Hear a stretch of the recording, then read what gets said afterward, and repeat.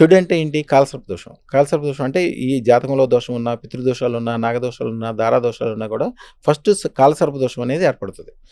ఇప్పుడు తప్పు ఎవరు ఏది చేసినప్పటికీ ఎవరో వచ్చి అరెస్ట్ చేయరు, దగ్గరున్న పోలీసులు అరెస్ట్ చేస్తారు.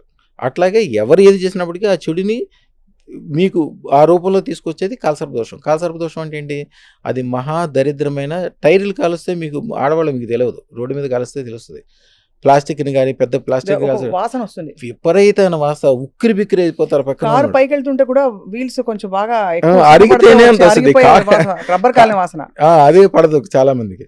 ఇంకా టైర్ కాల్సి చుట్టూతా టైర్లు పెట్టి కాలిస్తే ఎట్లా వాసన వస్తుంది? ఎట్లా ఉక్కిరి కాలసర్ప దోషం పెరిగిపోయిన కొద్దీ వాళ్ళు అట్లా అయిపోతారు. అందుకనే ఇప్పుడు 100 కోట్లు ఉన్న మనిషి కూడా వాడు ఎంత ఖర్చు చేస్తాడమ్మా, రోజుకి ₹1,00,000 ఖర్చు చేసినా కూడా 25-30 సంవత్సరాల వరకు బ్రహ్మాండంగా ఉండొచ్చు. కానీ వాడి సంవత్సరంలోనే మొత్తం జీరో అయిపోతాడు. ఎందుకంటే వాడు ఏం చేస్తున్నాడో వాడికే తెలియదు. వాడు ఏది చేసినా తప్పే అవుతుంది. వాడి మళ్ళీ వాడు కాకుండా వాళ్ళ పిల్లలు, వాళ్ళ కుటుంబానికి సంబంధించిన వాళ్ళు, వాళ్ళ వ్యాపారము వ్యవహారం మొత్తం నాశనం అయిపోతుంది. అవునవును. అది తెలివైన వాళ్ళు ఉన్నారు ఇంకోటి, పెద్దోళ్ళు చెప్పేవాళ్ళు ఉన్నారు. గురువు ఉన్నాడు, అరే బాబు వెళ్ళి అదృష్టరత్నం వేసుకో, లేకపోతే ఈ పూజా యజ్ఞం చేసుకో. పూజా యజ్ఞం అనేది 45 రోజుల పాటు చేసుకుంటే 18 రోజుల పాటు పనిచేస్తాయి. అంటే దాని యొక్క శక్తి చాలా తక్కువ ఉంటుంది.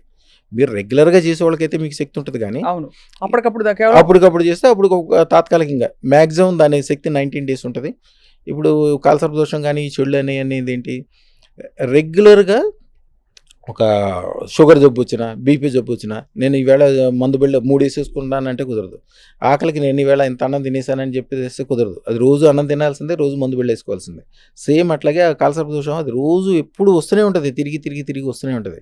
దాన్ని పర్మనెంట్గా ఆపే శక్తి ఓన్లీ అదృష్టరత్నానికే వస్తుంది. మరి పూజ చేసినా, యజ్ఞం చేసినా వాళ్ళు ఏం బాగుపడలేదు, అదృష్టరత్నం వేసుకున్నాక మా పక్కింటి వాళ్ళు ఎందుకు బాగుపడ్డారంటే ఇది పర్మనెంట్ శక్తి.